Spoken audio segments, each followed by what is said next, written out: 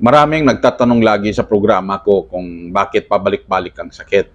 Tama, talagang pabalik-balik ang sakit mo hanggat hindi may balik sa normal ang tulog gabi-gabi, normal na pagdumi araw-araw, yung tamang timing ng ihi dapat sa araw, hindi sa ating gabit magdamag. Simple lang naman yung katawan, gusto niya uminom, kumain, matulog, dumumi, umihi, maging energetic at maging masaya.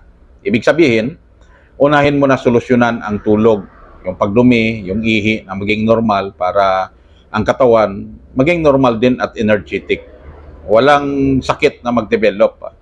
Kahit mag-maintenance pa po kayo ng synthetic drugs o herbal food supplement products man, hanggat ang tatlong basic na function ng katawan ay hindi magno-normal, mag-develop at mag-develop pa rin ang sakit at lalala ang sakit habang tumatagal. Kaya ugaling matuto kapanalig mga kapartner sa tamang pag-alaga ng katawan para hindi tinatamaan ng sakit.